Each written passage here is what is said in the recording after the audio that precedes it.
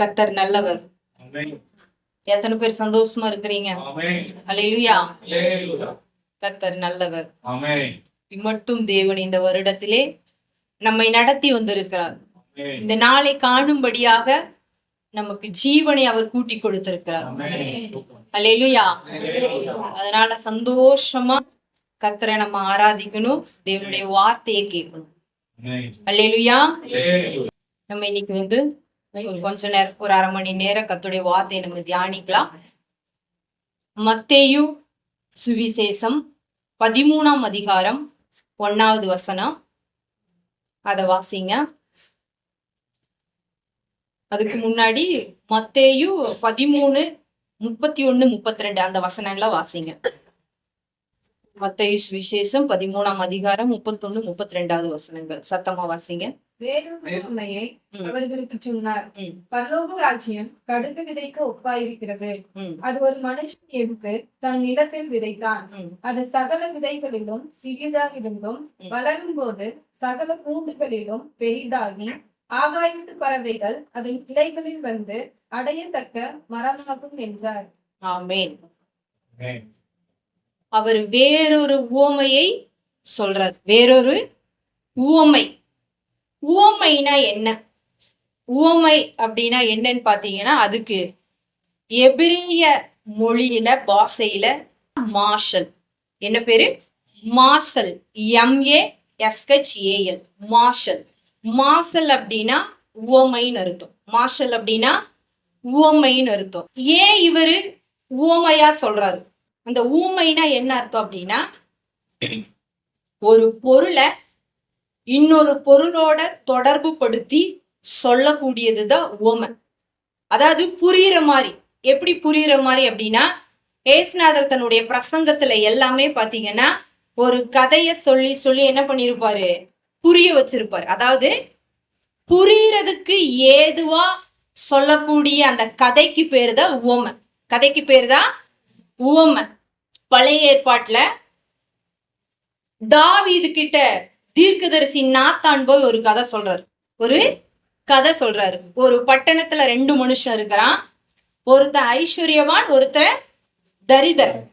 அந்த ஐஸ்வர்யவான் கிட்ட நிறைய ஆடுகள் எல்லாம் இருந்தது. ஆனா அந்த தரிதரன் கிட்ட ஒரே ஒரு சின்ன ஆட்டுக்குட்டி மட்டும்தான் இருந்தது. சின்ன ஆட்டுக்குட்டி மட்டும்தான் இருந்தது. இந்த ஐஸ்வர்யவான் கிட்ட ஒரு வழிபோக்கம் வர்றான். அந்த வழிபோக்கம் வரும் பொழுது இந்த ஐஸ்வர்யவான் என்ன பண்றான் அப்படின்னா, அவனுக்கு சாப்பாட்டுக்காக அந்த தரித்திரனுடைய அந்த சின்ன ஆட்டுக்குட்டி என்ன பண்ணிட்டான்? அடிச்சு சமைச்சு அந்த வழிபோக்கனுக்கு அவன் என்ன பண்ணிட்டான்? சமைச்சு உணவா குடுத்துட்டான். அப்படின்னு என்ன பண்றாரு? நாத்தான் தாவீது கிட்ட சொல்றாரு. அப்ப உடனே தாவீது ராஜாவுக்கு என்ன வந்துருது? கோபம் வந்துருது. கோபம் வந்ததுக்கு அப்புறம் ரொம்ப துக்கப்பட்டு, யார் அந்த மனுஷன்? அவன் இந்த காரியத்தை செஞ்சதுக்கு தண்டனையா அவன் நாளத்தனையா கொடுக்கணும், அவன் தண்டிக்கப்பட வேண்டியவன் அப்படின்னு சொல்றாரு. சரிங்களா? அப்ப சொன்னதுக்கு அப்புறம் யார் அந்த மனுஷன் அப்படின்னு கேட்கும் பொழுது, அது நீதான் அப்படின்னு நாத்தான் சொல்றாரு. அப்படின்னா ஒரு மனுஷனுடைய தவறுகளாகட்டும், அதாவது புரிந்து கொள்றதற்கு ஏதுவாய் என்ன பண்றாரு அப்படின்னா, தேவன் ஊமையா பேசுறாரு. இப்ப உடனே நமக்கு புரிஞ்சிருச்சு இல்லையா?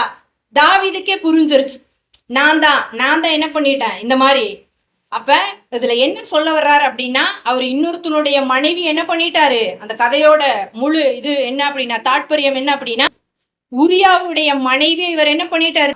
தப்பு செஞ்சனால அதை இவருக்கு புரிய வைக்கணும்ங்கிறதுக்காக அங்க ஊமையா நாத்தான கர்த்தர் அனுப்பி தாவீதுக்கு புரியுற மாதிரி அதை செய்யறாரு. ஹல்லேலூயா.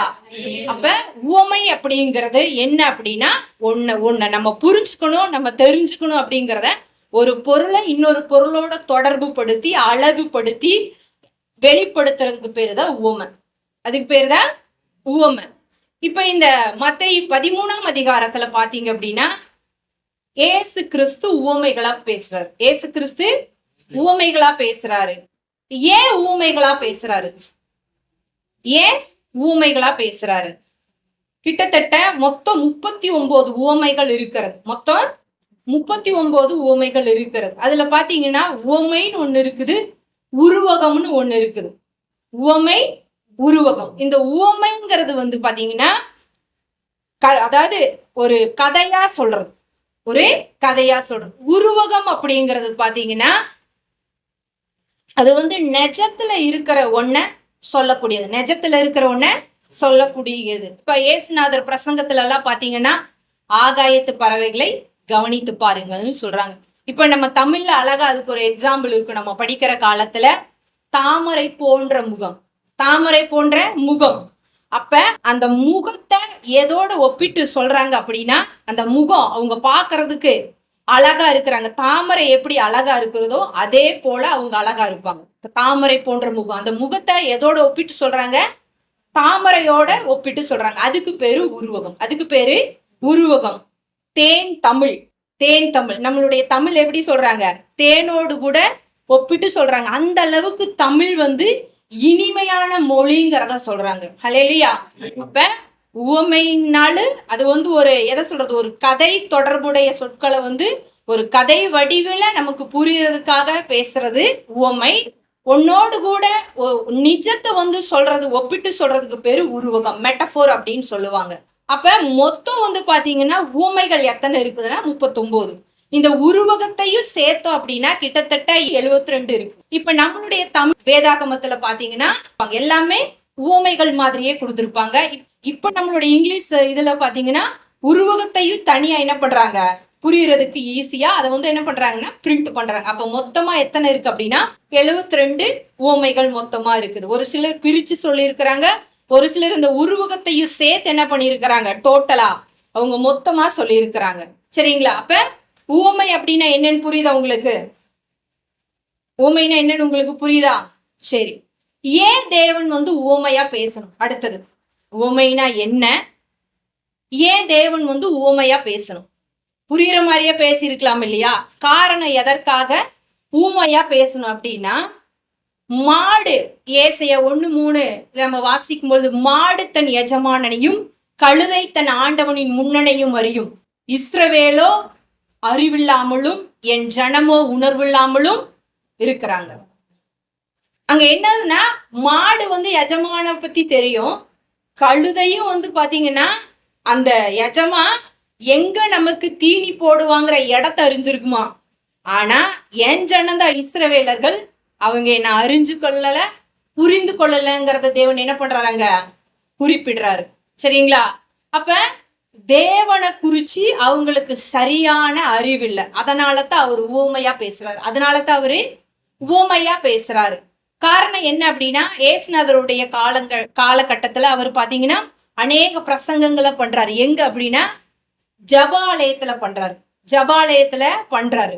அப்ப ஜபாலயத்துல பண்ணும் பொழுது அவங்க பாத்தீங்கன்னா இவரை முறுமுறுக்குறாங்க, இவர் தூசுன்னு பேசுறாங்கன்னாங்க.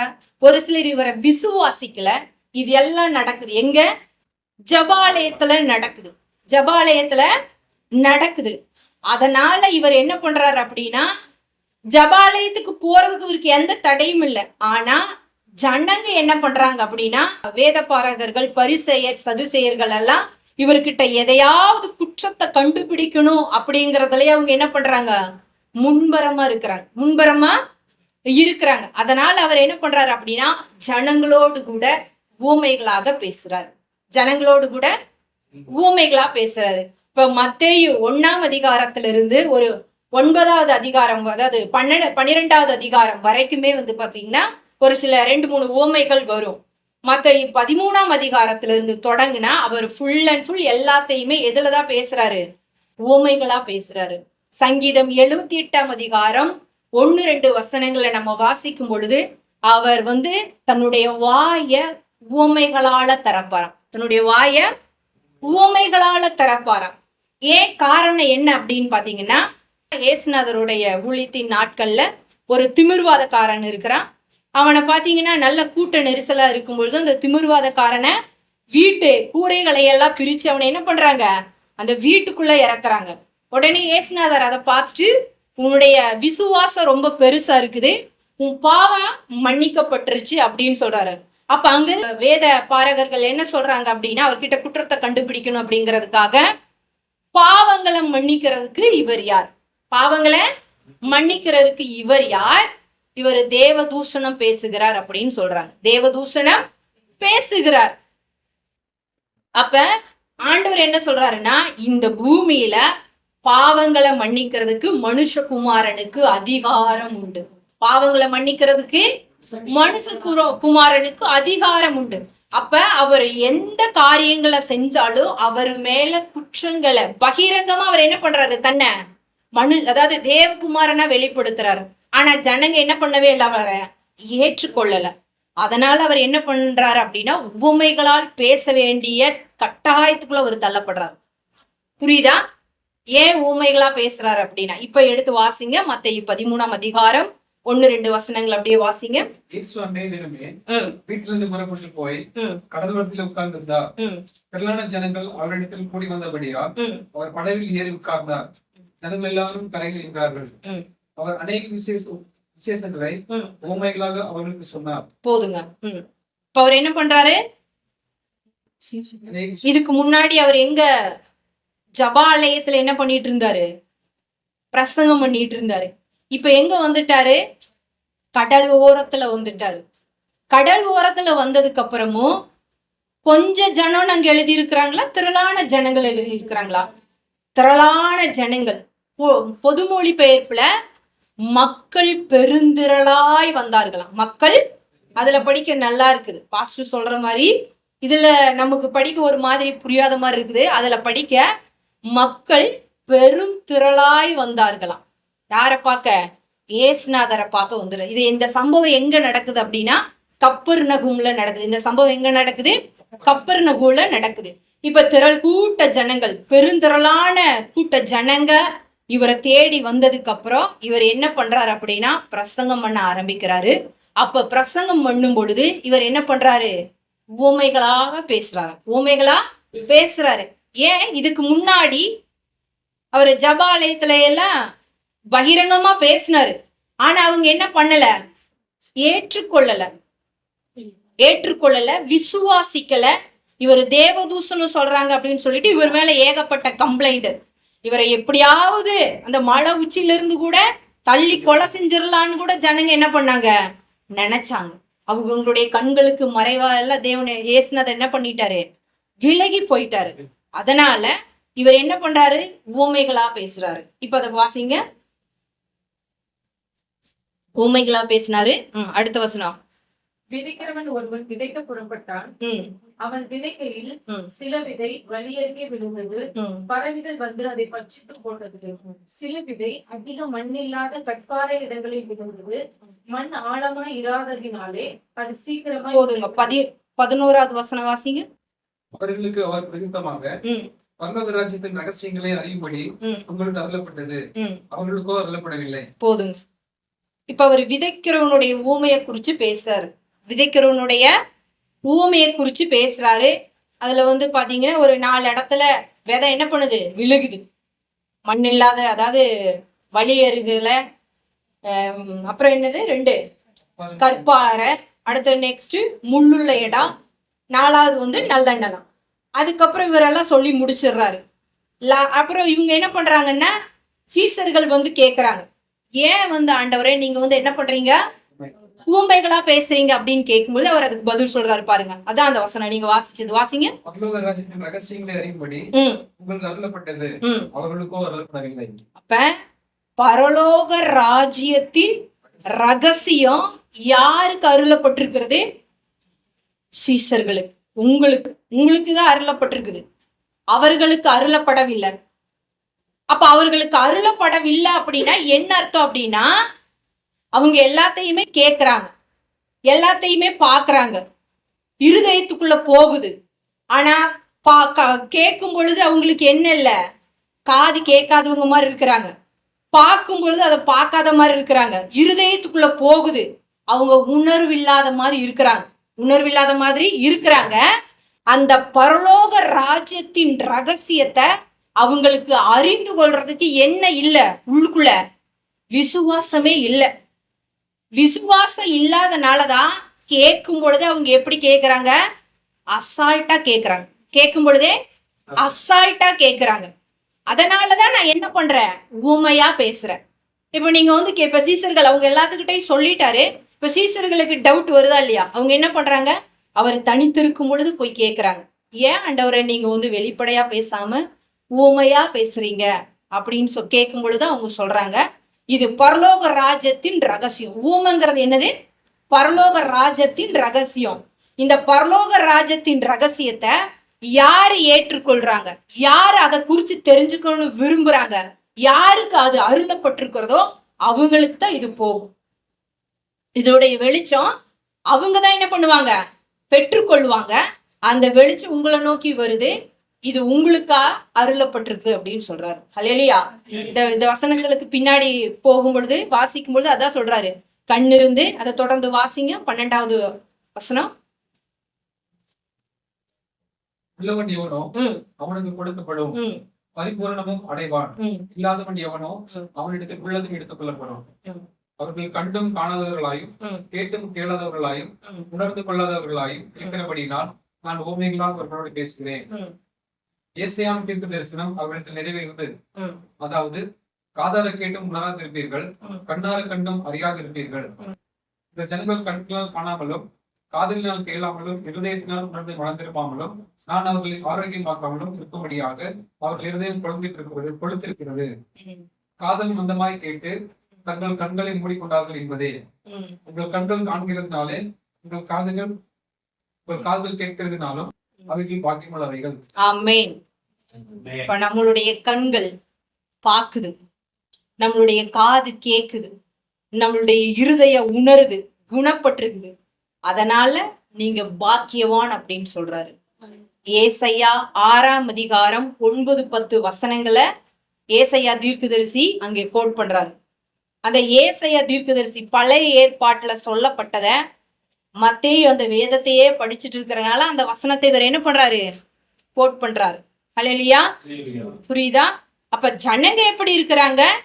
மந்த நிலையில இருக்கிறாங்க. அவங்க இருதயம் கொழுத்திருக்குது. அவங்க இருதயம் எப்படி இருக்குது? கொழுத்திருக்குது. அப்ப தேவனை அறியக்கூடிய அறிவு இல்லை. பழைய ஏற்பாட்டு நாட்கள்ல அந்த இஸ்ரவேல் ஜனங்க எப்படி இருந்தாங்களோ அதே மாதிரிதான் இயேசு கிறிஸ்துடைய நாட்கள்லயும் யூதர்கள் இருந்தாங்க. அப்ப யூதர்கள் கிறிஸ்துவ என்ன பண்ணவே இல்லை, ஏற்றுக்கொள்ளல. அப்ப ஏற்றுக்கொள்ளாததுனால அவர் இயேசுநாதர் உமையா பேசுறாரு. அதாவது தீர்க்க தரிசனம் நிறைவேறுது. ஏன் அப்படின்னா அவர் பழைய ஏற்பாட்டுல உமைகளா சொன்னத இங்க தீர்க்க தரிசனம் இந்த ஜனங்க இப்படி இருக்கிறதுனால இது ஒரு தீர்க்க தரிசனத்தின் நிறைவேறுதல். ஹல்லேலூயா. அப்ப ஊமன்னா என்ன, ஏன் அவங்களோட பேசுறாரு அப்படிங்கிறது உங்களுக்கு புரிஞ்சுதா? ஹல்லேலூயா. இந்த 13ஆம் அதிகாரத்துல பாத்தீங்கன்னா நிறைய ஊமைகள் சொல்றாரு. அது என்னென்னு பாத்தீங்கன்னா, ஃபர்ஸ்ட் விதைப்பவனுடைய உவமை, அடுத்தது வயல்ல தோன்றிய களைகளுடைய உவமை, புளித்த மாவை குறிச்சதான உவமை, கடுகு விதை உவமை, நெக்ஸ்ட் முத்துடைய உவமை, புதையல் உவமை, வளை உவமை. இது எல்லாமே பாத்தீங்கன்னா இந்த மத்தேயு 13ஆம் அதிகாரத்துல வரும். இந்த ஊமைகள் எல்லாம் மத்தேயு 13ஆம் அதிகாரத்துல வரும். இந்த ஊமைகள் எதை சொல்லுது அப்படின்னா பரலோக ராஜ்யத்தை சொல்லுது. இந்த ஊமைகள் எல்லாமே ஒன்றோடு ஒன்று தொடர்புடையது. இப்ப இதுல பாத்தீங்கன்னா நம்ம அந்த விதைப்பவனுடைய ஊமை நிறைய நம்ம பார்த்துருக்கிறோம். நிறைய பார்த்துருக்கிறோம். இப்ப 3வது ஊமை கடுகு விதை, அதுதான் நம்ம என்ன பண்ண போறோம், இப்ப நம்ம பார்க்க போறோம். மத்தேயு 13ஆம் அதிகாரம் 31-32 வசனங்களை வாசிங்க. அதுல பரலோக ராஜ்யம் எதுக்கு ஒப்பிட்டு சொல்றாரு அப்படின்னா கடுகு விதைக்கு ஒப்பிட்டு சொல்றாரு. எதுக்கு ஒப்பிட்டு சொல்றாரு? கடுகு விதையை நம்ம பார்த்தோம் அப்படின்னா ரொம்ப சின்னது. கடுகு விதை ரொம்ப சின்னது. மொத்தம் நிறைய கடுகு, அதோடைய வகைகள் நிறைய இருக்குது. என்ன அப்படின்னா வெள்ளை கடுகு, பழுப்பு நிற கடுகு, அதுக்கப்புறம் கருப்பு கடுகு, மஞ்சள் கடுகு, நாய் கடுகு. இதெல்லாமே கடுகோட வகைகள். இப்ப இந்த இஸ்ரவேல் தேசத்துல விளையக்கூடிய கடுகுன்னு பாத்தீங்கன்னா வெள்ளை கடுகு.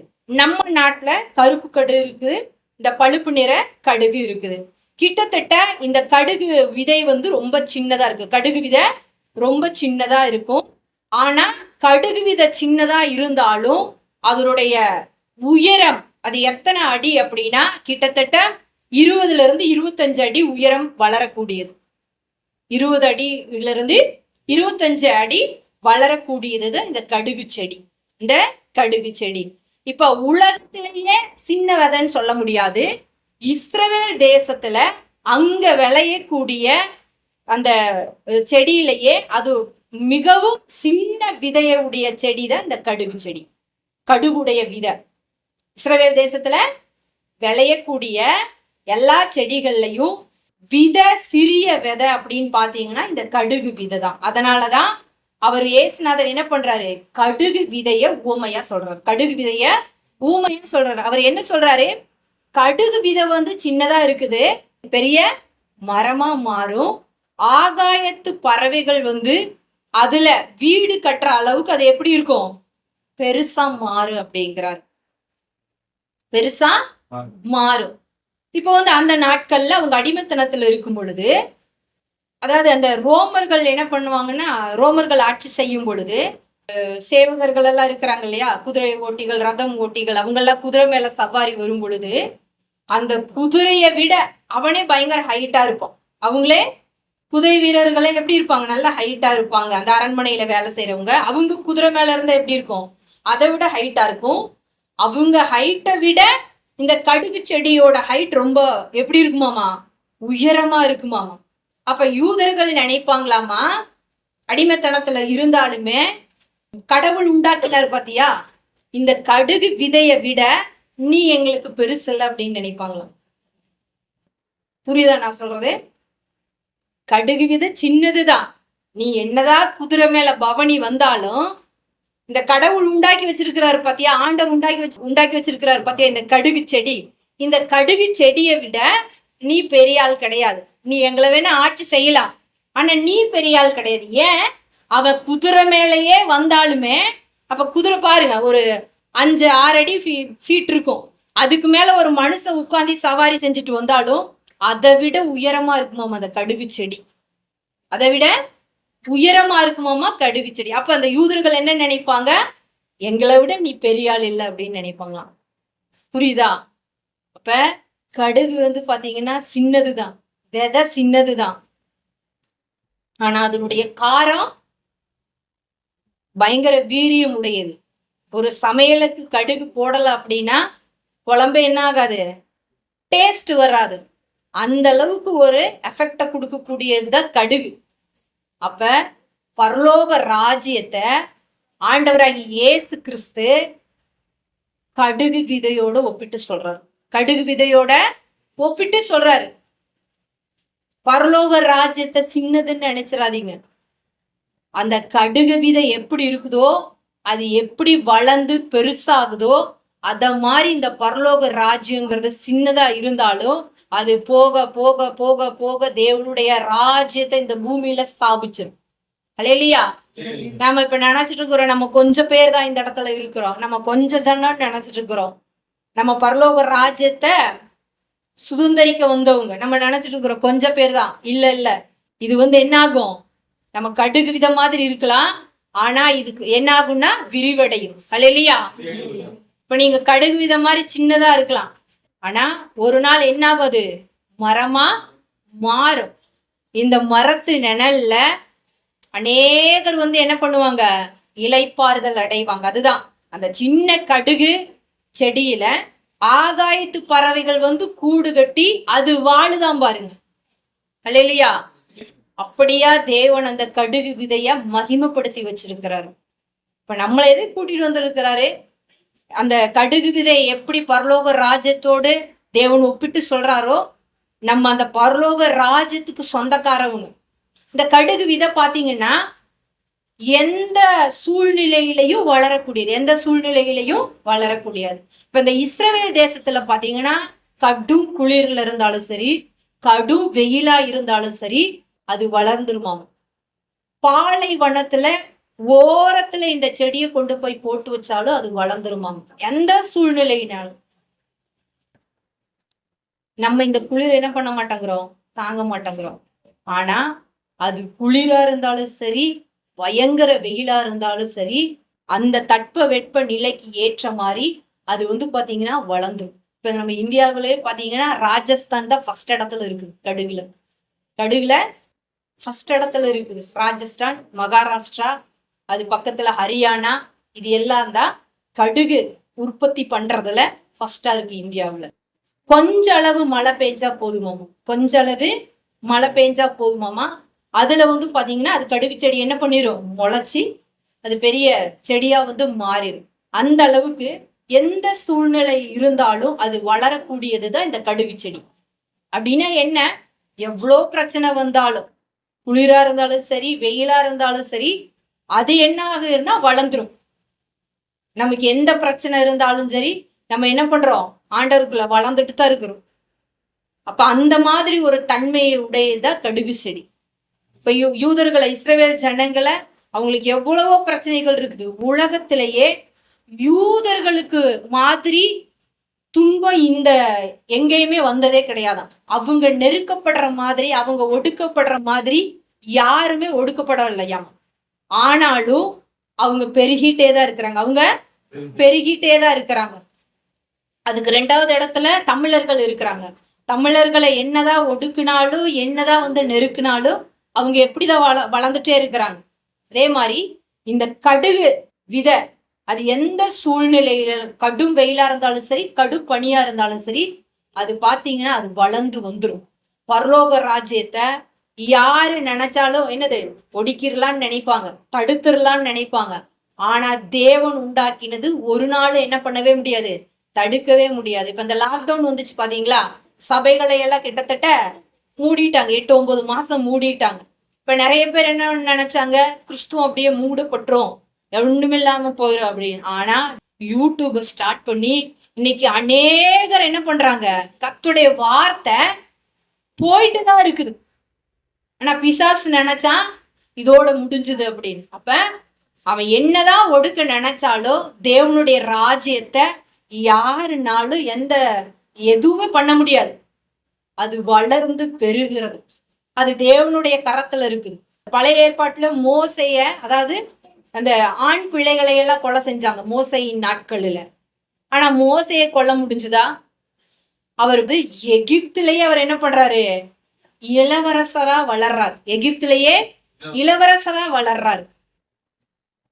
அதனால கிறிஸ்துவங்களை என்ன பண்ணுவாங்க, ஒடுக்க பார்ப்பாங்க, நெருக்க பார்ப்பாங்க, அழிக்க பார்ப்பாங்க. யூதர்கள் அதே நிலைமை தான், அவங்களையும் ஒடுக்க பார்த்தாங்க, எல்லாமே பண்ணாங்க. ஆனா அதெல்லாம் என்ன பண்ணவே முடியாது, எதுவுமே பண்ண முடியாது. இப்ப தேவனுடைய ராஜ்யம் சின்னது மாதிரிதான் தெரியல. தேவனுடைய ராஜ்யம் சின்னது, ஒரு சின்ன இடத்துல ஆராதிக்கிறாங்க அப்படின்னு தெரியல. ஆனா அது என்ன ஆகும்னா பறந்து விரிஞ்சு ஒரு நாளைக்கு இந்த கடுகு செடி மாதிரி, ஆலமரம் மாதிரி அது விழுது விட்டு அது ஸ்ட்ராங் ஆயிரும். அல்லேலூயா. அதை செய்கிறவர் யார் அப்படின்னா தேவன். ஏன் அப்படின்னா அது பரலோக ராஜ்யத்துக்குரியது. அதே பரலோக ராஜ்யத்துக்குரியது. இப்ப பரலோக ராஜ்யம் உங்களுக்குள்ளதான் இருக்குது. ஏன் எப்படி உங்களுக்குள்ளதான் இருக்குதுன்னு சொல்றேன். நீங்க என்னைக்கு கர்த்தராகிய இயேசு கிறிஸ்துவ விசுவாசிச்சு அவரை உங்க சொந்த ரட்சகரா ஏற்றுக்கொண்டீங்களோ அன்னைக்கே பரலோக ராஜ்யம் உங்களுக்குள்ள வந்துருச்சு. பரலோக ராஜ்யம் உங்களுக்குள்ள வந்துருச்சு. அப்ப அந்த பரலோக ராஜ்யம் உங்களுக்குள்ள வந்த அந்த ராஜ்யம் எப்படி வந்துச்சு அப்படின்னா, நீங்க யார விசுவாசிச்சிருக்கிறீங்க, ஏசுநாதரை விசுவாசிச்சிருக்கிறீங்க. அப்ப ஏசுநாதரை விசுவாசிச்சதுனால அந்த பரலோக ராஜ்யம் உங்களுக்குள்ள வந்திருக்குது. ஆனா யூதர்கள் என்ன பண்ணல, அவரை விசுவாசிக்கல. அதனால இவர் சொல்றது எதுவுமே, ஏசுநாதர் சொல்றது எதுவுமே அவங்களுக்கு என்ன பண்ணவே இல்லை, புரியவே கிடையாது. அதனாலதான் அவர் சொல்றாரு, நாமெல்லாம் பாக்கியவான் அப்படின்னு. அப்ப யாரு பாக்கியவான், ஏன் பாக்கியவான்? பரலோக ராஜ்யத்தின் ரகசியங்களை தேவன் நமக்கு சொல்றாரு. ஏன் நமக்கு சொல்றாரு? நம்ம கண்ணு நல்லா பாக்குது, காது கேக்குது, இருதயத்துல அந்த வார்த்தைகளை கேட்டு நம்ம உணர்வு அடைஞ்சிருக்கிறோம். அதனால நம்ம பாக்கியவான்கள் அப்படிங்கிறாரு. அதுக்கப்புறம் சொல்றாரு, இத வந்து அநேக தீர்க்கதரிசிகளும் அநேக நீதிமான்களும் வேத பாதகர்களும் அவங்கெல்லாம் வந்து தெரிஞ்சுக்கிறதுக்கு அதை விரும்பினாங்களாம். ஆனாலும் அவங்கனால என்ன பண்ண முடியல, பெற்றுக்கொள்ள முடியல. நீங்க பேர் பெற்றவர்கள், நீங்க பாக்கியவான்கள், நீங்க அதிர்ஷ்டசாலிகன்னு ஆண்டவர் சொல்றாரு. அல்லேலூயா. அப்ப நாம யாரு? அதிர்ஷ்டசாலிகள். இப்ப பரலோக ராஜ்யம் அந்த கடுகு விதைக்கு உவமையா இருக்கு. அல்லேலூயா. இப்ப நம்மளுடைய ராஜ்யம், பரலோக ராஜ்யம் சின்னது கிடையாது, அது மகா பெரியது, மகா பெரியது. அதை ஸ்தாபித்தவர் பிதாவாகிய தேவன். அல்லேலூயா. அதனால நம்ம அதை என்ன பண்ணவே கூடாது, பரலோக ராஜ்யத்தை சின்னதுன்னு நினைச்சிடக்கூடாது. கடுகு செடிய சின்னதுன்னு நினைச்சிடக்கூடாது. அது ஒரு தொட்டிக்குள்ள வச்சாலும் அது வளர்ந்துரும். பாருங்க, ஆகாயத்து பறவைகளுக்கே அடைக்கலமா மாறிடுச்சு. அப்ப அந்த பரலோக ராஜ்யத்துக்கு சொந்தக்காரரா இருக்கிற நீங்க சின்னது கிடையாது. உங்களை தேடி நிறைய பேர் வரப்போறாங்கன்னு அர்த்தம். உங்களை தேடி நிறைய பேர் வரப்போறாங்கன்னு அர்த்தம். இன்னைக்கும் நீங்க அவங்க தேடி வர்றதுக்கான வழிவகைகளை செஞ்சுட்டு தான் இருக்கிறீங்க. எப்படி? அநேகருக்கு சுவிசேஷத்தை சொல்றீங்க, ஆண்டவரை ஏற்றுக்கொள்ளுங்கன்னு சொல்றீங்க. அந்த பரலோக ராஜ்யத்திற்குரிய எல்லா ரகசியங்களையும் தேவன் யார்கிட்ட வெளிப்படுத்துறாரு? உங்ககிட்டதான் வெளிப்படுத்துறாரு, உங்ககிட்டதான் சொல்லிட்டு இருக்கிறாரு. அப்ப உங்களுடைய நிழலில அநேக ஜனங்கள் வந்து இளைப்பாறுவாங்க. இன்னைக்கு வந்து நம்மளை பார்த்தா எப்படி இருக்கும்? அவங்களுக்கு அது ஒண்ணும் சொல்ற மாதிரி இருக்காது. ஏதோ போறாங்க, ஏதோ வர்றாங்க அப்படின்னு நினைப்பாங்க. ஆனா உங்களுடைய நிழலில ஒரு நாள் வந்து அவங்க இளைப்பாறுதல் அடைவாங்க. அதனால உங்களை என்ன பண்ணாதீங்க, நீங்க சிறுசா நினைக்காதீங்க. தேவனுடைய ராஜ்யம் மிக பெரியது. தேவனுடைய ராஜ்யம் மிக பெரியது. அவருடைய திட்டங்களும் தீர்மானங்களும் மிக பெரியது. அத உங்களை கொண்டுதான் அவர் செய்ய தீர்மானம் பண்ணி இருக்கிறார். உங்களை கொண்டுதான் செய்ய தீர்மானம் பண்ணி இருக்கிறார். அதனால நம்மளை நாம என்ன பண்ணவே கூடாது, என்னைக்குமே குறைச்சி மதிப்பிட கூடாது. இப்ப நம்ம தேவனை என்ன பண்ணிருக்கிறோம்னா அறிஞ்சிருக்கிறோம், புரிஞ்சிருக்கிறோம். அதனாலதான் தேவன் அந்த ரகசியங்களை என்ன பண்றாரு, உங்களிடத்துல வெளிப்படுத்துறாரு. அப்ப அந்த பரலோக ராஜ்யம் எப்பேற்பட்டது? இந்த கடுகு விதைக்கு ஒப்பா சொல்லப்பட்டிருக்குது. அப்ப அந்த கடுகு விதையை நம்ம என்ன பண்ணவே கூடாது, சர்வ சாதாரணமா நினைக்க கூடாது. சர்வ சாதாரணமா நினைக்க கூடாது. நிறைய கமெண்ட்ஸ் பார்த்துட்டே இருந்தேன். அப்ப அவங்க என்ன சொல்றாங்க, உலகத்திலேயே சின்ன விதை கடுகு விதை தானா, இதெல்லாம் நம்புற மாதிரியா இருக்குது, இதெல்லாம் எவ்வளவு பெரிய பொய் அப்படின்னு எல்லாம் சொல்றாங்க. ஆனா தேவன் உலகத்தோட கம்பேர் பண்ணல. அந்த நாட்கள்ல இஸ்ரவேல் ஜனங்களை குறிச்சு அவர் சொல்றாரு அந்த உவமையை. இப்ப இங்க நாம இருக்கிறோம் அப்படின்னா இங்க உங்களுக்கு தெரிஞ்சதை தான் நான் என்ன பண்ண முடியும், சொல்ல முடியும். தெரியாததை ஒண்ணு சொல்ல முடியாது. இப்ப நம்ம வந்து பாத்தீங்கன்னா எலியாவுக்கு, அதாவது இந்த காகம் வந்து சாப்பாடு கொடுத்துச்சுன்னு சொல்றோம் இல்லையா, அது வந்து எதுக்கு அப்படின்னா காகம் கொடுக்கல, காகம் வந்து ஒரு வடையை என்ன பண்ணாது, தூக்கிட்டு வராதுன்னு சொல்றாங்க. அப்ப நமக்கு புரியுற மாதிரி பிராணி, அதை வந்து அவங்க என்ன பண்றாங்க, அங்க வேதத்துல குறிப்பிடுறாங்க. அல்லேலூயா. புரியுதா? அப்ப அவங்க வந்து பாத்தீங்கன்னா அந்த நாட்கள்ல யூதர்களுக்கு, அவங்க அந்த சீஷர்களுக்கு புரியுற மாதிரி உவமையா அந்த கடுகு விதையை ஒப்பிட்டு சொல்றாங்க. அதே மாதிரிதான் இப்ப யூதர்கள் மாதிரி இந்த யூடியூப்ல வர்ற நிறைய கமெண்ட்ஸ்ல அவங்க என்ன பண்ணவே இல்லை, பொய் சொல்றாங்களாட்டு இருக்குது. பொய் சொல்ல வேண்டிய அவசியம் நமக்கு இல்லை. தேவனுக்கு இருக்குதா?